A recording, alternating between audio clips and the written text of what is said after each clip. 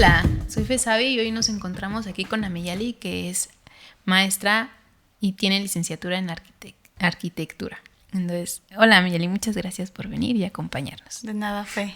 Encantadísima de estar aquí contigo. Gracias. A ver, eres licenciada en arquitectura. Por la Ibero. Por la Ibero. Y eres maestra también de ¿Tu maestría de qué es? Es maestría en proyectos para el desarrollo urbano, también en la Ibero. En la Ibero. Y ahorita, bueno, cuéntanos qué es lo que haces. Bueno, este año lo que me he dedicado es al activismo ciudadano, principalmente en los temas de vivienda adecuada, no cualquier vivienda, vivienda adecuada y el derecho a la ciudad. ¿Y cuál sería el derecho? O sea, ¿qué sería el derecho a la ciudad?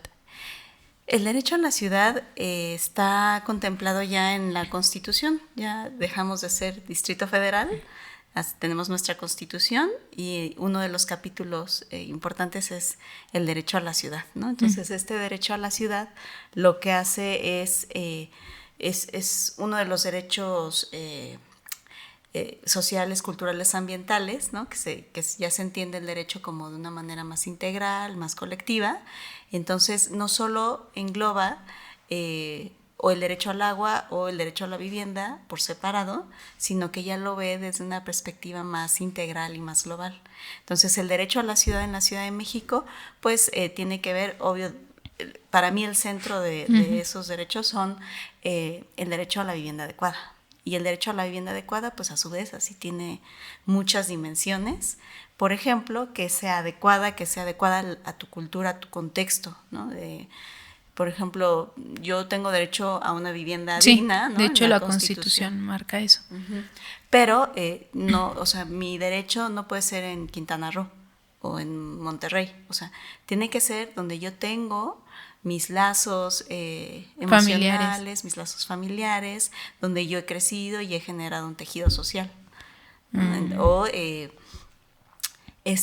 pues sí, o sea, son dimensiones que no son tan sencillas de explicar, pero el chiste es que tengas acceso a todo lo que podría facilitar tu vida digna. Justamente la Constitución marca que todos tenemos derecho a tener el Estado tiene la obligación de darnos una vivienda adecuada o digna. ¿Qué sería porque todo el mundo luego lo deforma a que es que necesito tener una casa como en las Lomas o en el Pedregal o algo así, pero ¿qué sería lo que básicamente el Estado te tendría que proporcionar?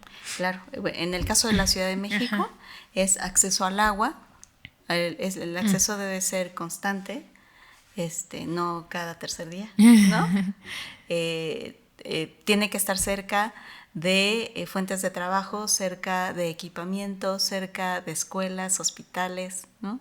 Si yo vivo, por ejemplo, en las periferias, ¿no?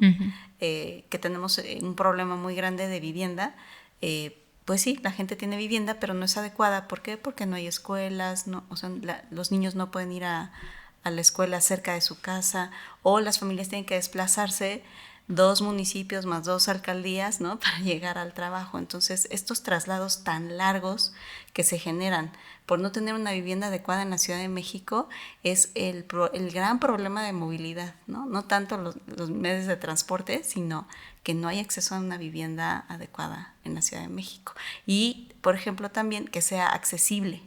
¿Qué es lo que ha estado pasando en la ciudad y aquí, o sea, sobre todo en las alcaldías centrales?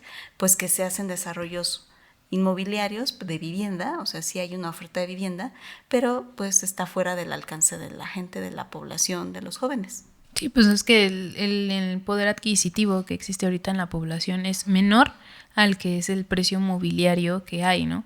Sí he visto que también hay,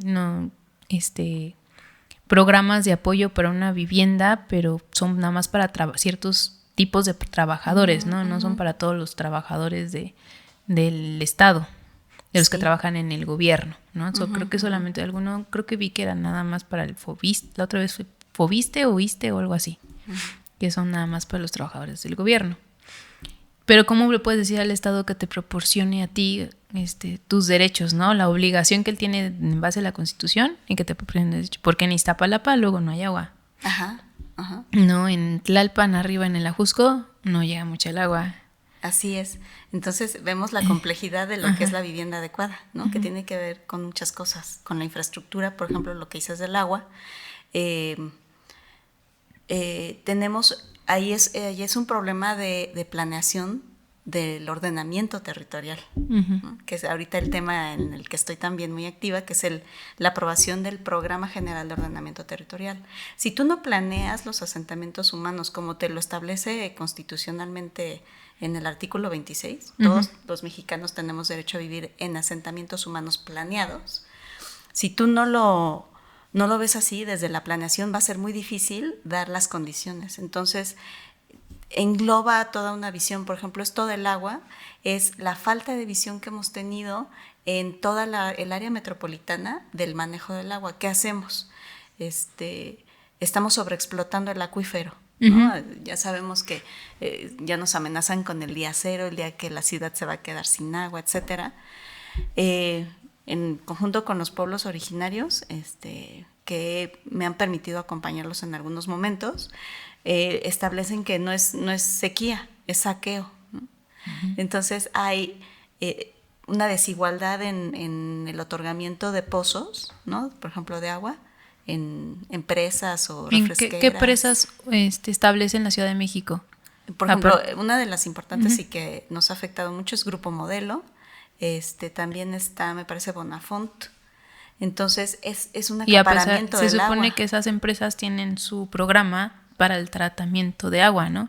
Ah, sí. Es que el tratamiento, bueno, por ejemplo, en el caso de la cerveza no es posible recuperar el agua y necesitas 10 litros de agua para hacer 1 litro de cerveza.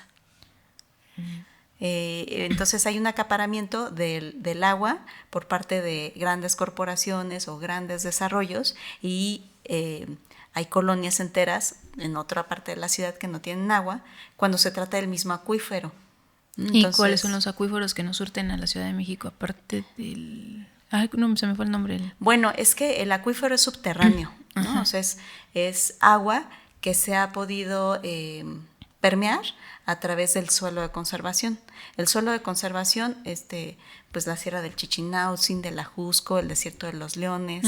Entonces, todo ese suelo de conservación se ha ido poco a poco urbanizando. Entonces, se llena de concreto y pues ya no permite una recarga del acuífero, que es todo abajo de lo que es la Ciudad de México, antes Distrito Federal, todo abajo, ese es un acuífero.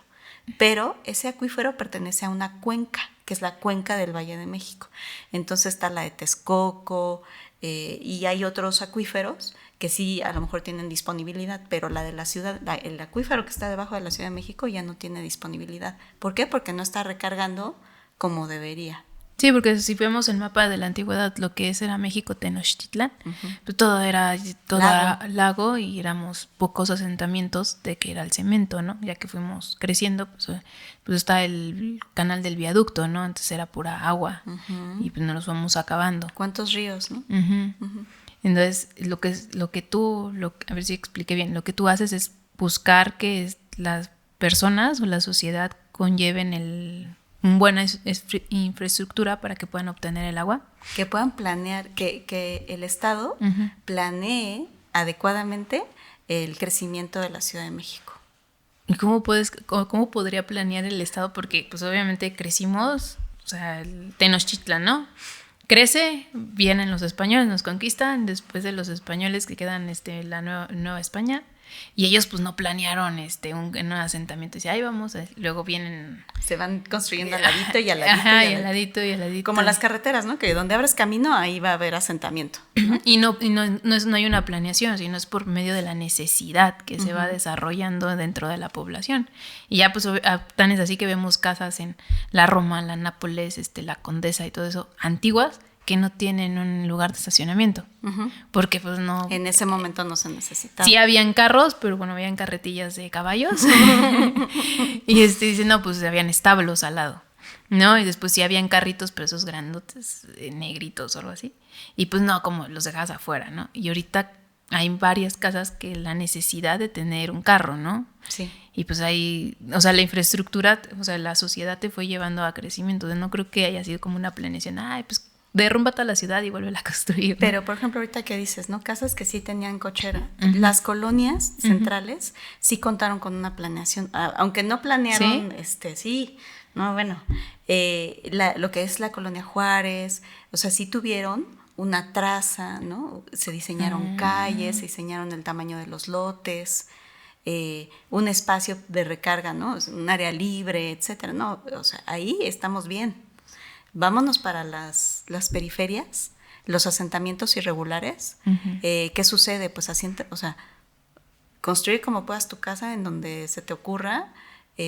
Las calles, pues ahí vemos cómo las hacemos, la luz luego vemos cómo la traemos, el agua luego, o sea, toda esa zona que no ha sido planeada y que ha sido, pues son asentamientos irregulares que lucran con la necesidad de vivienda de la gente.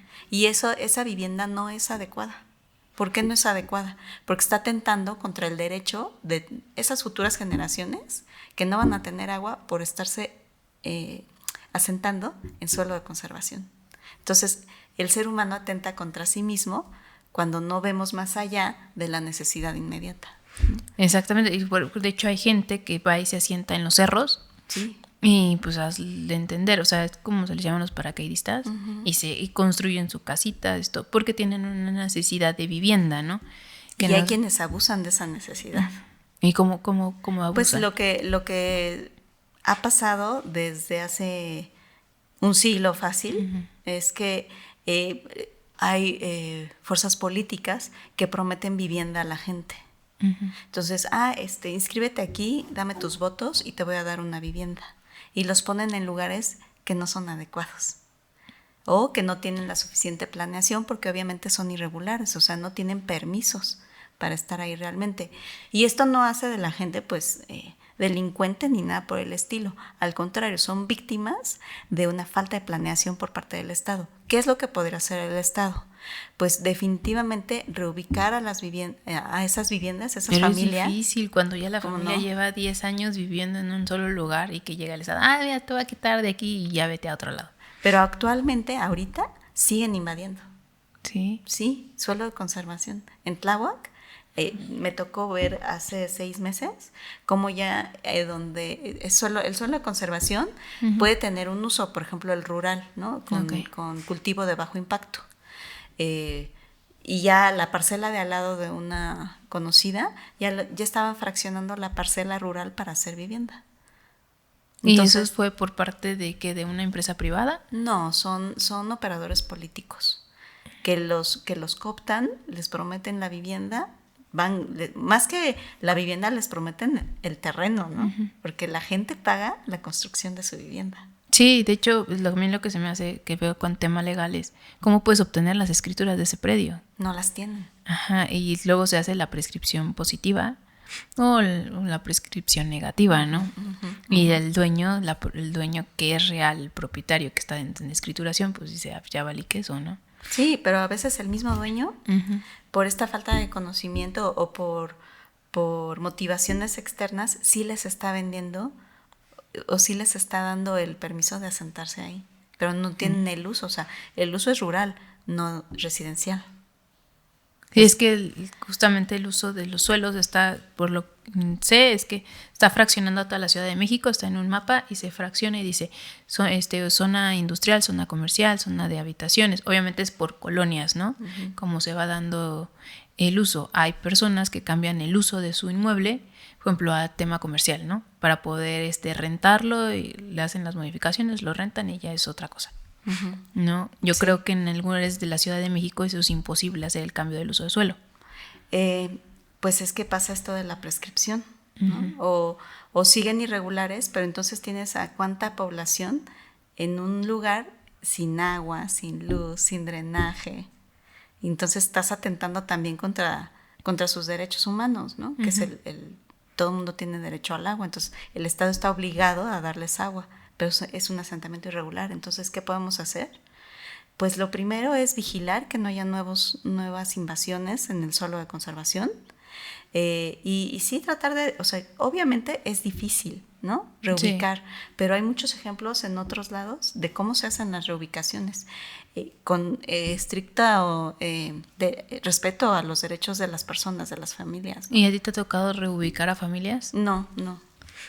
He estado cerca de personas que han trabajado en esas reubicaciones y es muy, muy complejo, pero lo primero que tendrá que hacer el Estado, que claro, hay que tener eso en mente, ¿no? Que es un proceso complejo, pero lo primero que debe tener en mente el Estado es que es su obligación tener reserva territorial. Sí, pero como que se les olvida el tema de la Constitución. O sea, es tanto el crecimiento de la población y el que haya mucha gente que no tenga una vivienda o los servicios o tengan acceso a la educación, todo lo que ofrece la Constitución, que ellos como que dicen, ay, pues ahorita aquí, ¿no? Y después acá, y después allá. Sí, son respuestas inmediatas. Ajá, porque eso es lo que quiere la gente, respuestas inmediatas. Entonces, en lo que uno ya empieza a planear, no sé, una administración planea algo, ya llega la otra y dice, no, eso está bien mal. Claro. O sea, no darle continuidad a las cosas, ¿no? O sea, independientemente de qué tipo de partido político sea esto, darle continuidad y ver el bien común, que es ante el tema de la población. O sea, es lo que dice la Constitución. Así es. La cosa es que pues es como uno, ¿no? O sea, en tu día a día, pues tienes la necesidad de ir a trabajar, ¿no? O sea, de poder manejar o poder tomar un transporte público para ir a trabajar y tener la quincena que necesitas para pagar tu renta y la comida de tus hijos. O sea, y luego no puedes pensar en nada más. Pero ¿qué pasa si nada más estamos pensando en la inmediatez y en la urgencia? Pues va a llegar un punto en el que no vamos a tener previstos ninguno de los riesgos a los que estamos expuestos. Entonces, no hay ahorro. Es el mismo problema que tenemos en todos latinos, creo. Ajá, de que no ahorramos, ¿no? Es porque no tenemos esa visión a futuro, esa planeación, esa prevención, ¿no? Y puede ser muy costoso, puede costar hasta vidas, ¿no? Sí, que fue lo que pasó justamente en el sismo del 2017, de que hubieron desgraciadamente muchas viviendas que se cayeron, ¿no? Y que el gobierno tuvo que, pues, ofrecer un asilo provisional en ciertos lugares para esas personas que perdieron todo, en lo que tumbaban, limpiaban y todo eso, volver a construir. O sea, sí fue una situación en la que nadie planeó que se iba a quedar sin, o sea, que iba a llegar un sismo de esa magnitud, ¿no? En lo que iba a pasar en la Ciudad de México, todo el caos, todas las muertes que vivieron, y quedarse sin vivienda, o sea, debe haber sido horrible, ¿no? Y luego volver a empezar de cero y exigirle al Estado, porque si hubieron muchas, creo que en una comunidad en Tlalpan, ajá, que estaba viviendo en casitas de campaña en lo que le construían otra vez el edificio. Bueno, primero tenían que derrumbar y después volver a construirlo, ¿no? Sí. De hecho, hicimos una visita. Sí, ¿cómo fue? Me acuerdo exactamente porque pues ya pasó tiempo, pero sí, sobre Tlalpan, podías ver ahí la vivienda sí, las unidades temporal. Habitacionales. Ajá, es una unidad habitacional, son varias unidades habitacionales. Pues sí, o sea,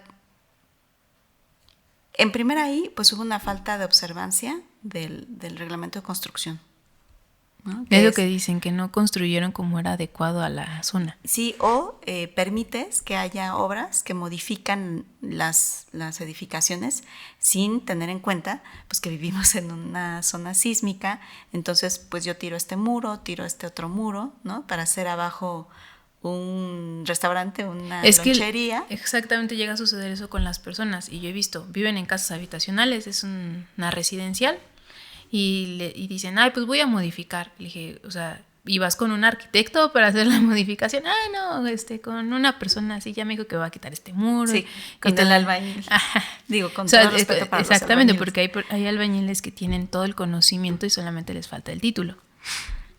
Pero la gente lo ve tan sencillo que pone en riesgo la estructura de su casa, porque sí hay muros de, ¿cómo se llama? De carga. De carga, ¿no? Que es el que soporta y... Sí. Y y no podemos tener recetas, ¿no? Entonces, creo que ahí la observancia, ¿no? Y pues el respeto, ¿no? A los reglamentos te da la importancia de vivir en un lugar seguro, ¿no? Y desgraciadamente todo el aspecto de lo inmobiliario se presta mucho a la corrupción, porque son grandes cantidades de dinero, o sea, son impuestos que tienen que pagarse en una vez, pero es un impuesto muy, muy grande, ¿no? Que tienes que pagar para hacer una modificación o una construcción nueva. Entonces eso se presta mucho a la corrupción y entonces se genera un mal hábito de los firmones, ¿no? O sea, ¿qué pasa? O sea, las alcaldías no tienen la capacidad instalada para revisar todas y cada una de estas acciones que pueden suceder en la ciudad, ¿no? Entonces, ¿qué sucede? Tiene estos auxiliares, ¿no? de la autoridad, que son los peritos.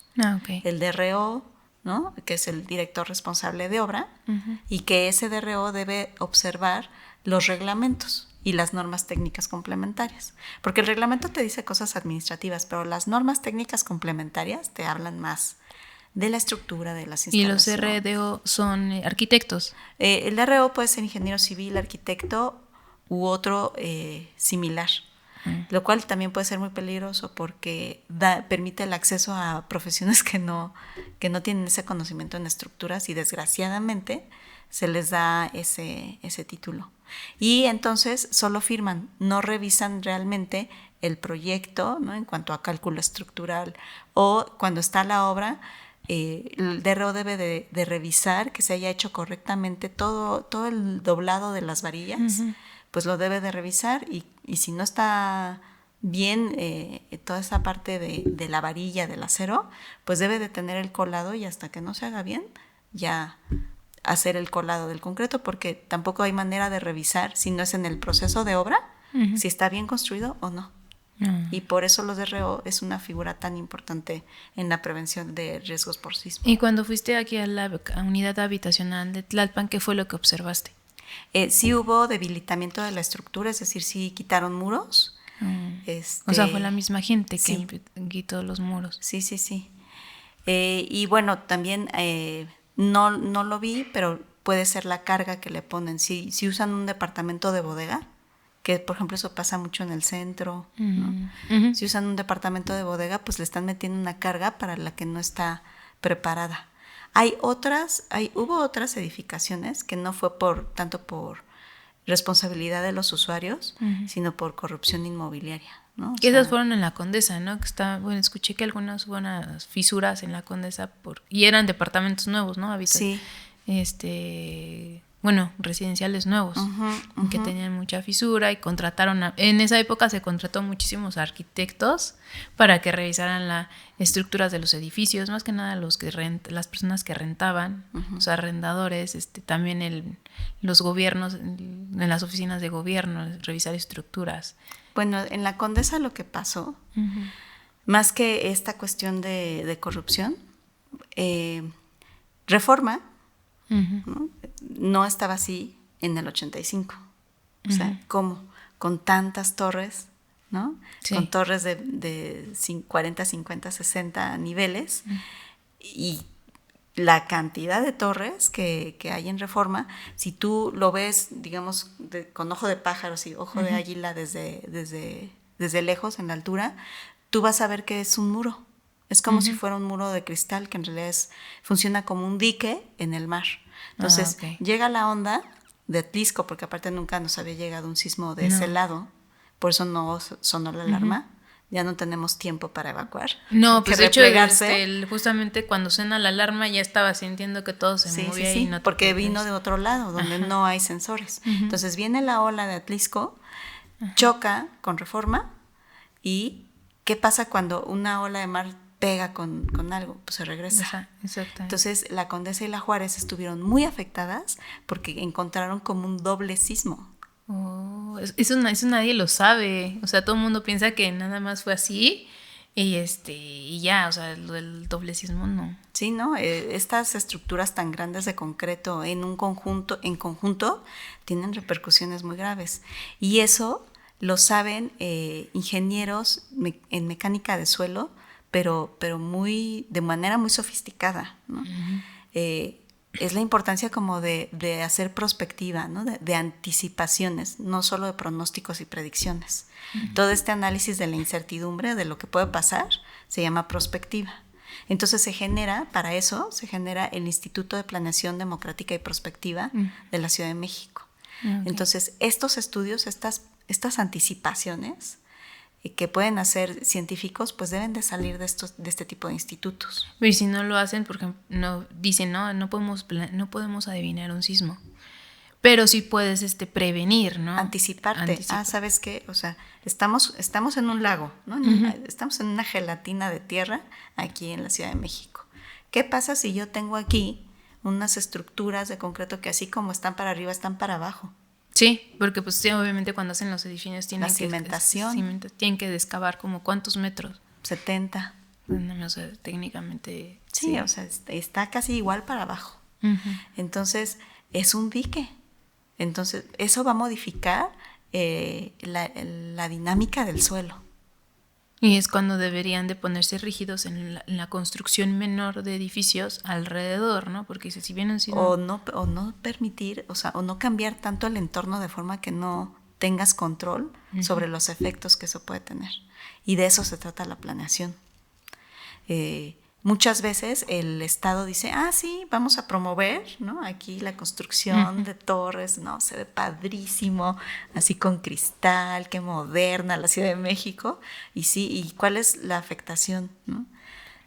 Al medio ambiente? Pues estás afectando el suelo de manera muy, muy considerable, ¿no? Entonces, pobre Condesa, Juárez, Roma, eso fue lo que les pasó. O sea, es un suelo muy inestable de por sí, es un suelo muy inestable. Ha habido una cantidad de construcción, de excavación. Sí, porque hay muchísimos edificios ahorita en la Condesa y en la Roma. Y todos están extrayendo no el agua que bebemos, sino el nivel freático. ¿Y qué es nivel freático? El nivel freático es, por ejemplo, en Iztapalapa. Si tú excavas 30 centímetros, ya hay agüita. Okay. Así, agüita como mezclada con la tierra.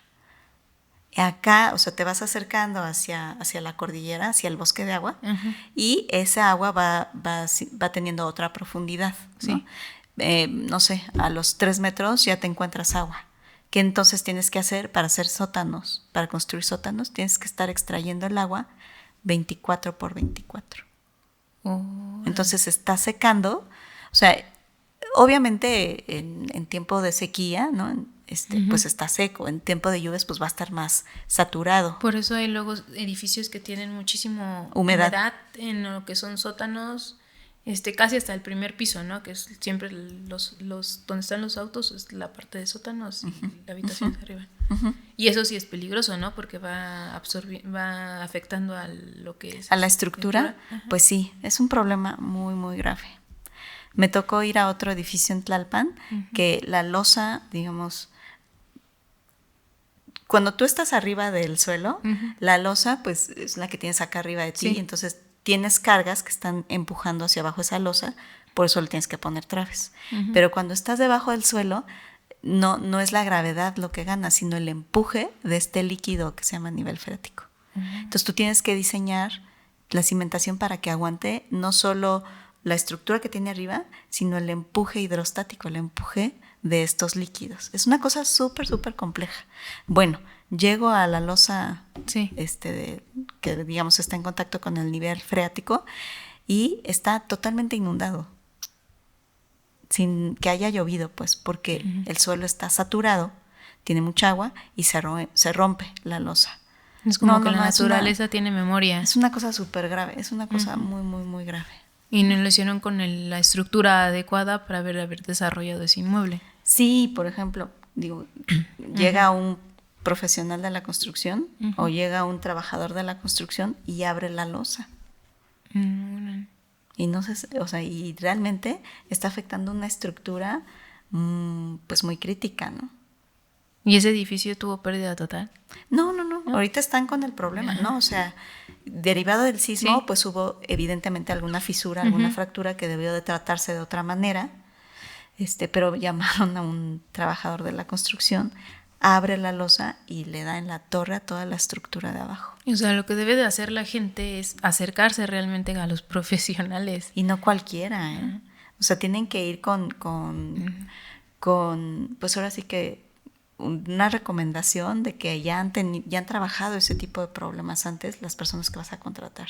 Sí, porque es muy difícil. O No sea, ahorita cualquiera. te metes a redes sociales y digo, busco un arquitecto, ¿no?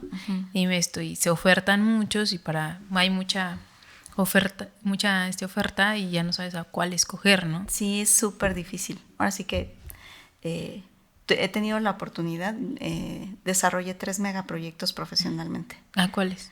Se llama Legaria 94, Ajá. en Miguel Hidalgo, Okay. Legaria y Lago Chiem. Ah. Ay, no me acuerdo del nombre, pero está al lado del Pensil Mexicano. Ah. Y otro acá en... Ay, se me fue. Rómulo Farril, son unas torres ahí. Y bueno, yo estaba muy joven, no sabía de todo esto de la afectación que puede generar un megaproyecto de ese nivel en su contexto, ¿no? Pero la cuestión estructural, ahí sí fuimos súper cuidadosos. Y tuve la oportunidad de conocer a los mejores ingenieros estructuristas de la Ciudad de México, inclusive también a especialistas en mecánica de suelos, pero así que no, o sea, México tiene una capacidad ingenieril en ese tema de la mecánica de suelos que ni en Japón, ¿no? Que es como una potencia mundial en ese tema. O sea, México tiene profesionales muy, muy preparados, pero por alguna razón no se les llama, ¿no? Todo lo que se hizo del metro, ¿no? En los 70s fue una hazaña. Sí, pues es que aparte de la época, ¿no? Ajá. Pero hicieron, o sea, obviamente no pensaron en esa época que iba a crecer el transporte de alguna manera muy, muy grande iba a estar, pero, o sea, que se conecte en toda la Ciudad de México y tengas todas las estaciones. Es una hazaña. Ajá, o sea, es tan maravilloso. Tan hazaña es que, por ejemplo, este gobierno pasado quiso actualizarlo y ve el problemón en el que se metió, ¿no? O sea, todavía no tenemos línea rosa, ¿no? Y quién sabe para cuándo. Sí, desde quién sabe, pero es importante porque pues tú afectas una situación de que ya no hay transporte abajo del metro, entonces tienes que poner transporte arriba, ¿no? Entonces hace más caos, hay más tráfico, luego súmale el metrobús.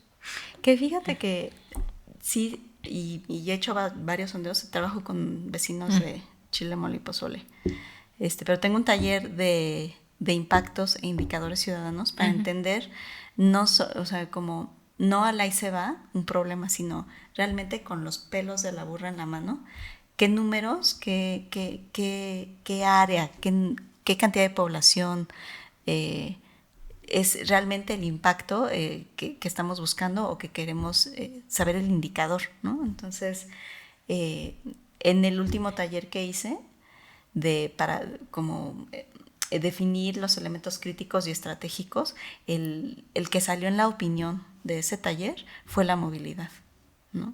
Que la movilidad es el gran problema de la Ciudad de México. Sí, demasiado, o sea, la población ha sobrepasado el transporte público. Así es, pero es que si tú no pones al centro antes que a la movilidad la vivienda adecuada, nunca vas a acabar con el problema de movilidad, porque así pongas más y más y más medios de transporte, la gente se va a ir viviendo más y más y más lejos, porque el suelo no tiene ninguna regulación.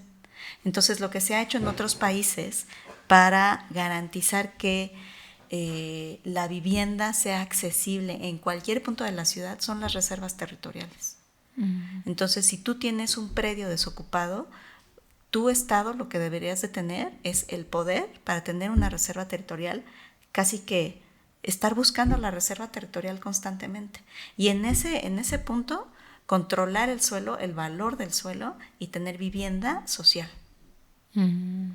Para que la gente pueda tener acceso a esa vivienda social. Son viviendas de precio controlado o vivienda en renta. Sí, justamente es lo que mi abuela hace años compró una vivienda social. O sea, se inscribió a un programa y le dieron, pero fue en la Morelos, que era donde antes se daba mucho cerca. Claro. Se daban las viviendas sociales cerca del Zócalo, no en las colonias que fueron aledañas como la Roma, la Condesa, la del Valle, no sé cuál es. Claro. Claro, pero de todos modos están en el centro de la ciudad, lo cual es beneficiosísimo, ¿no? El problema es cuando estamos trayendo a más del doble de la población de otra entidad, ¿no? Están los números en INEGI. Por ahí lo que se dice en redes sociales es que se ha expulsado 23,000 familias al año. Imagínate que se van 23,000 familias a vivir fuera de la Ciudad de México pues sí, cada año. En el Estado de México, y ellos vienen del Estado de México a trabajar a lo que es en la Ciudad de México. Entonces, ¿qué pasa? Ok, ya tengo una vivienda más grande y que puedo pagar afuera, pero tengo que estar yendo y viniendo todos los días y recorrer más de 20 kilómetros diarios. Es una locura. Sí, pero pues ¿cómo se llama? La plusvalía de los departamentos y todo eso aquí en la Ciudad de México es súper cara. Ah, claro. Y hace años se buscó tener una legislación de plusvalía y una campaña mediática para detenerla. ¿Por qué?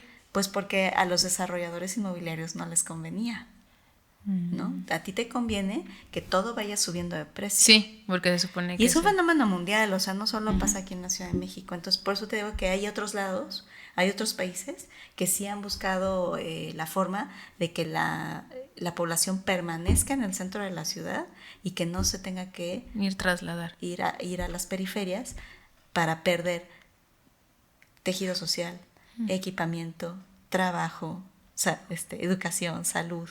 Y por ejemplo, yo daba clases en una secundaria allá por Loreto Favela, por el Deportivo Pavón, y cuando mis alumnos de secundaria se metieron a las prepas, pues tienen que ir todos en la tarde. Sí. ¿Por qué? Porque en la mañana le das preferencia a toda la chamacada que no tiene prepa en el Estado de México y se tiene que venir a la ciudad. Sí, porque pues aquí es como la situación de que las mejores preparatorias, el mejor nivel educativo, aunque sea privado o público, pues la prepa 6 es la más atesorada por todos, ¿no? Quiero entrar a la prepa 6, si no a la prepa 5, ¿no?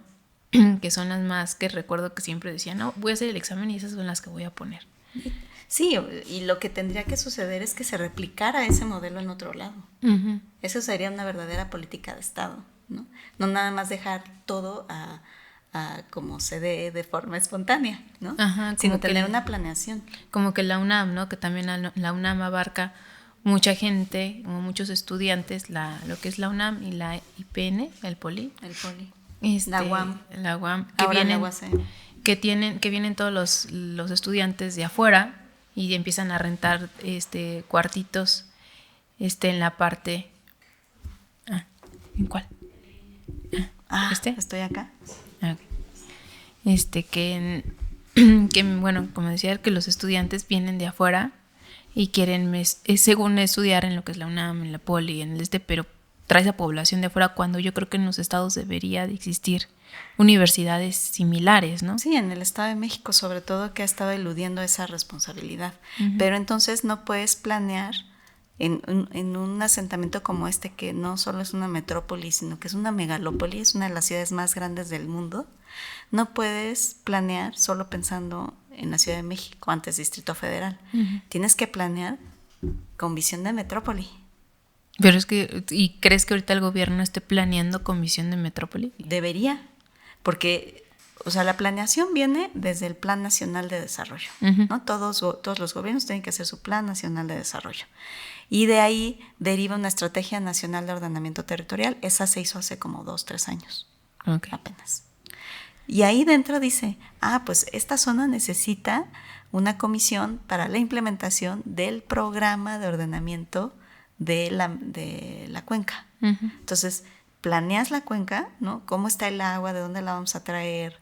¿No? ¿Dónde la vamos a echar? ¿O qué tendríamos que pensar como cuenca? Es una visión ecológica, es una visión de cuenca hidrológica.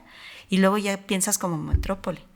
O sea, es que pues, si te vas a aventar, ¿no?, a ser autoridad, pues tienes que hacer lo que te toca, ¿no? Sí, pero a veces es difícil, ¿no? Si por sí a una sola persona le cuesta trabajo ver todo el panorama nacional, yo creo que es muy difícil poner de acuerdo a 10 personas y sacar ideas y decir, pues aquí está, expongo esta situación, que se pongan de acuerdo es muy difícil. Hay herramientas, o sea, que es lo que un poco enseño en el taller, hay herramientas sociológicas para poner las ideas y ponerse de acuerdo y generar consensos, no solo votar quién está a favor y quién está en contra, sino realmente lograr consensos. Eso lo vimos en la maestría y con el taller de urbanismo ciudadano de René Coulomb, que fue un ejercicio de muchos años, de ir vecinos activistas a tratar estos temas y buscar los consensos. Obviamente el ser humano es complejo, ¿no? Y el conflicto pues siempre va a estar presente, pero no por evitar el conflicto vamos a dejar de trabajar. Entonces tenemos que buscar las herramientas para generar estos consensos. Y cuando vas y haces consensos, ¿qué es lo que te dice la gente?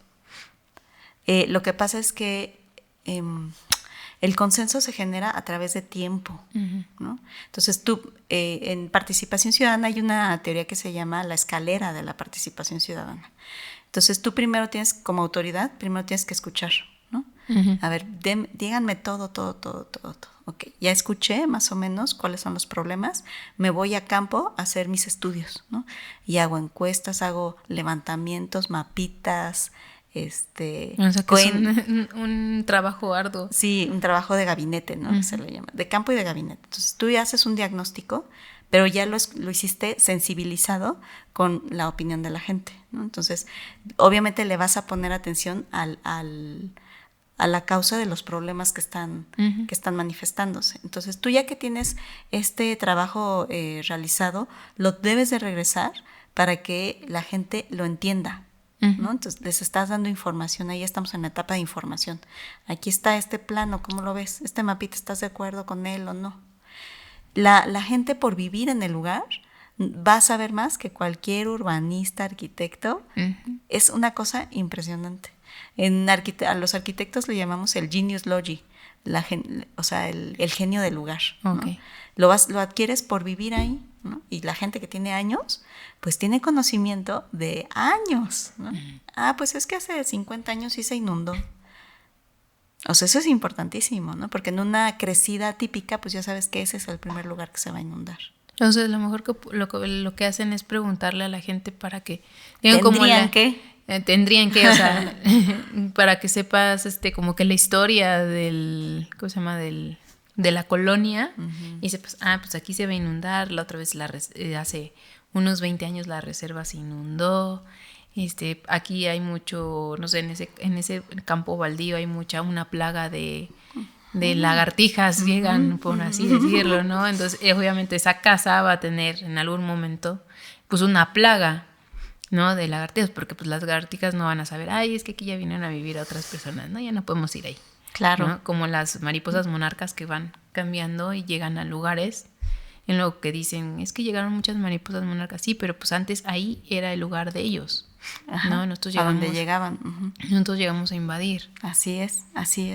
Entonces ya una vez que tienes esa información, la pones a consideración de la gente y después le preguntas si están de acuerdo o no con ella. Entonces todo esto se hace en talleres. Yo participé en un trabajo bien arduo de 22 colonias para hacer un programa de las granadas. Que ¿En qué lugar? Todo esto del Nuevo Polanco, okay. ¿no? Desde irrigación hasta mi colonia, La Verónica Anzures, y éramos 22 colonias participando en talleres cada sábado, por 3 meses, ¿no? Y al final, pues, te vas poniendo de acuerdo, o sea, es que tienes que irte poniendo de acuerdo, dialogas. Hay un meme, bueno, no es meme, es una gráfica, que está una persona paradita al pie del cañón de un lado y hay otra personita al pie del cañón del otro lado. O sea, lo que hay entre ellos dos es un vacío. Sí. Entonces, se van generando las palabras y van llenando el cañón hasta que pueden llegar a un punto. Pero es que hay que hablar. Pero es y muy hablar difícil y hablar ponerte y hablar. de acuerdo con las personas. No, pero a través del diálogo vas encontrando los puntos en común. Claro, es muy difícil cuando ya son los intereses personales, ¿no? Que tienes que dejar de pensar en el yo, nosotros, yo, a pensar en el de todos, ¿no? Vamos todos a vamos todos a. Y si te llegaron a tocar así nada más de yo quiero esto, yo quiero esto, yo quiero, y no puedes hacer cambiar a la persona, sí, aunque sí. le expliques 1000 razones. Sí me toca. Sobre todo cuando están muy metidos los partidos políticos. Porque cuando tú tocas a la gente en su verdadera necesidad y le explicas que si se pone aquí va a dejar de tener agua a su nieto, ¿no? Porque es literal. O sea, ya los nietos de las personas se van a quedar sin agua. No van a tener agua. Entonces, a menos que seas un ricachón, ¿no? Vas a poder tener agua en tu vivienda. Porque en 100 años ya no va a haber agua. Es lo que se está proyectando justamente en la Ciudad de México que... Desde ya estamos en día cero. Desde ya. Sí, que o sea que sí hay una escasez cañona en el sistema hidráulico, en que estamos sobreexplotando otros lugares, ¿no? Hidráulico e hidrológico, ¿no? Hidráulico, que es lo que se construyó, las tuberías, e hidrológico, la cuenca, el acuífero, los ríos, el bosque de agua que está siendo talado, que le quitan el suelo, ¿no? Y esa esponja, que es muy, muy importante para la Ciudad de México, deja de funcionar. Entonces va a dejar de haber un acuífero. Sí. No podemos seguir creciendo. O sea, es que la idea de que hay un crecimiento infinito, pues no es real. Entonces, cuando tú logras que las personas puedan entender eso, que eso, o sea, pues es como una materia, ¿no? En la universidad son 6 meses, 1 año, para lograr hacer entender a las personas las consecuencias de X o Y. Entonces, en un proceso de planeación urbana, de una alcaldía o inclusive de 2 o 3 colonias, te lleva 1 año. Y también al sí mismo de que lo que das es la estructura de lo que sería el agua, también das la estructura en el tema de los cimientos, de la vivienda. Sí, o sea, en toda la planeación debes de considerar todos los aspectos y pues uno es el agua. Entonces, si tú le explicas que el acuífero ya está sobreexplotado, pues no sigas haciendo pozos. Ya no podemos hacer pozos. Y si no puedes hacer pozos, ya no puede vivir la gente ahí, ¿no? O sea, tienes que ir revisando, ¿no? ¿Dónde se te está yendo el agua? Por ejemplo, deberíamos de estar ya en una política de uso de baños secos. Como en... ¿Cómo se llama? ¿En qué parte del mundo hay eso? Pues en Tepoztlán, en San Miguel de Allende, que son así muy nice, ¿no? Ajá. Entonces la gente ya como que empieza a entender que no debo de poner mi mierda en el agua, ¿no? Entonces debes de pensar en sistemas que puedan sustituir tu modo de vida actual. Y eso. Pero ¿cómo le cambiarías el chip a una población que ha estado con generación tras generación tras generación, que tiene que jalarle al baño? Sí, pues esa fuerza de capacitaciones y talleres. No hay de otra. Y son cambios que no se van a dar ni en un día, ni en un mes. No, el simple hecho que hay personas que pueden agarrar y escandalizarse, ¿no? Por ejemplo, el simple hecho de haberles quitado creo que sí fue en Japón, donde les quitaron ya el papel, ¿no? Que ya se limpian de otra forma. El baño tiene otro mecanismo para poder para que la persona vaya y defeque. Y hay youtubers que dicen, es que yo cuando fui a Japón, le dije, ¿dónde está el papel? Porque estamos acostumbrados a esa situación. Y aquí el querer simple hecho cambiar, que ya no exista el agua, pues obviamente todo el mundo va a decir, no mames, ¿cómo? Sí, ¿no? Pero pues es obviamente yo no lo voy a ver, así te la pongo. Yo no lo voy a ver, pero sé que es importante empezar a generar conciencia.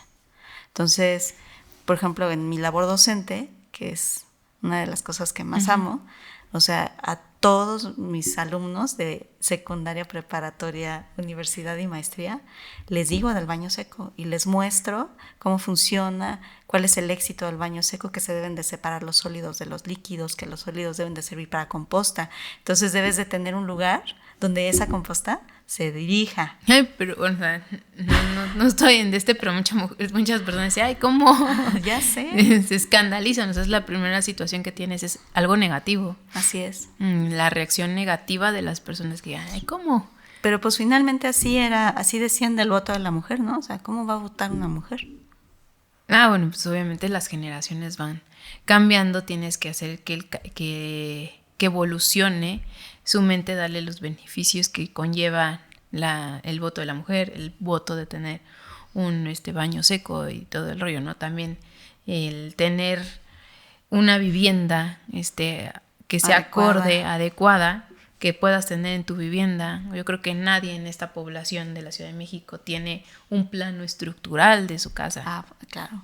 O sea, yo muy creo importante. que nadie tiene un plano estructural, tampoco tienen los planos de edificación, tampoco tienen los planos hidráulicos ni los eléctricos, nada. O sea, nunca han contratado un arquitecto, pero sí hacen modificaciones al inmueble, ¿no? Y así, y cuando hacen edificaciones al inmueble, sucede que, sabes que tumbaste una traba, ¿no? ¿Sí son trabas? Una trave. Una trave. Una Okay. trave. Una trave, y esa era la que ayudaba a, ¿cómo se llama?, al cimiento de la... Sí, a distribuir el peso del edificio. Sí, y obviamente cuando llega un sismo que pasó en el 2017, pues pasan desgracias, ¿no? Uh-huh. Entonces, creo que en lo que podríamos aquí para finalizar es que la población se acerque justamente a un arquitecto o a alguien con experiencia para poder tener un buen desarrollo en su vivienda. Yo sé que no debe ser barato tener un plano estructural de tu casa, ¿no? Pero creo que puedes irlo viendo para que en el futuro, en lugar de irte, no sé, ir ahorrando un poco, en lugar de gastar, no sé, en los chetos, en las sabritas, en así, guardar algo y juntar, porque para mí es importante tener un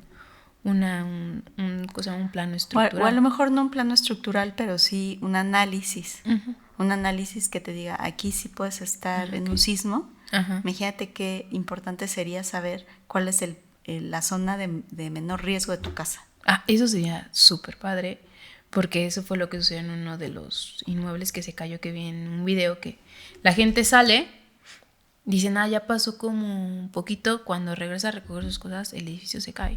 Uh-huh. ¿No? Entonces, o sea, también entender que tu casa puede ser segura, a veces puede ser más segura que en la calle. Sí. ¿No? Entonces esto de evacuar en friega no es cierto.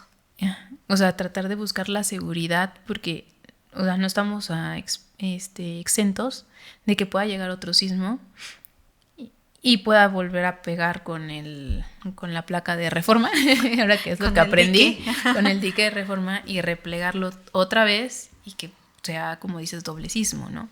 Entonces, o que venga al revés del norte y le pegue a la colonia Cuauhtémoc, Tabacalera, Guerrero. Eso también hubiera sido. Son edificios muy viejos, ¿no? Que han hecho muchas personas cambios, aunque dicen, no va a pasar nada, pero los cambios, aunque no quieras, son significativos. Por algo se construyó así la vivienda, ¿no? Uh-huh. No se construyó nada más porque sí. Pero sí, como que tú, ¿qué le podrías decir a la población para que se prevenga de una situación de alto riesgo, alto impacto, que también vea que el agua sí es importante cuando vaya a comprar un edificio, cuando vaya a comprar un departamento, en qué es lo que se deben de fijar? Sí. Más que nada, porque uno dice, los asesores inmobiliarios te lo venden todo maravilloso, ¿no? Sí. Y te vas por esa situación, pero fíjate, está bien, no vas a llevar a un arquitecto a la hora de comprar tu casa, pero pues fíjate que que sí deberías, la verdad, sí. Pero es una inversión, no todo el mundo tiene la inversión de, te voy a comprar pues mira, si vas a comprar una casa, pues no sé, o sea, 2,000, 3,000 pesos de una asesoría de un arquitecto y hasta menos, o si es tu cuate, ¿no? Y ni te cobra. Eso es una buena opción, porque luego piensan que las asesorías de arquitectos están arriba de 10,000 pesos. Bueno, o sea, yo acá, hola. He estado pensando seriamente, porque no es, o sea, es hacer una visita y sí tienes que es un análisis, digamos, práctico, empírico, uh-huh. ¿no? O sea, porque no es un análisis del plano estructural, uh-huh. etcétera. Pero hay cosas obvias, ¿no? Que una persona con experiencia sí te puede asesorar. Y aparte, por ejemplo, en el caso de la corrupción, o sea, ¿qué es lo que te hace el desarrollador inmobiliario? Pues esto es así, como tú dices, te lo vende muy bonito y ya cuando vas a la escritura dice ahí, y tuvo a la vista todos estos documentos y tú, no los he visto, ¿no? No los he visto, ¿me los puede enseñar? El régimen de condominio, los permisos, etcétera, etcétera. Entonces eso te lo ocultan hasta que ya compraste la vivienda. Entonces la invitación, que de hecho tuve ahí alguna campaña, de conoce primero el régimen de condominio de lo que vas a comprar. Ok. ¿No? Sí, y los permisos, etcétera. Entonces, si te quieren contactar justamente para dar una asesoría o una situación que les puedas abrir el panorama en una compra de casa, una compra de inmueble, que ahorita quieran ellos ver, ¿sabes qué? Tengo la necesidad de ver cómo está mi casa. Sí. No quiero que me aprame otra vez otro sismo del 2017 y pase una situación que qué tal si mi casa ahorita necesita una estructura o verle algo. ¿Dónde te podrían contactar? Pues en mis redes sociales. ¿Cuáles son tus redes sociales? En Instagram es Ameyali Magallón, Ameyali AMEYLLI. Y pues yo creo que sería el medio más adecuado. También estoy en Twitter, MPDU, de Maestría en Proyectos para el Desarrollo Urbano, MPDU, Ameyali Magallón. En TikTok, ame_maga. Y tengo una página en Facebook que se llama Ameyali Magallón con enfoque de derechos. Y ahí muestro algo de lo que estuvimos platicando ahorita. Que yo, por ejemplo, lo primero que haría es, voy a comprar, pues que sea un suelo apto para vivienda. Perfecto. Bueno, pues ya saben, muchas gracias por ver el video, denle like, compartan y suscríbanse. Y cualquier cosa, pues los mensajes los leo, dejo en la descripción las redes sociales de Ameyali. Y muchas gracias. Adiós. Bye, gracias.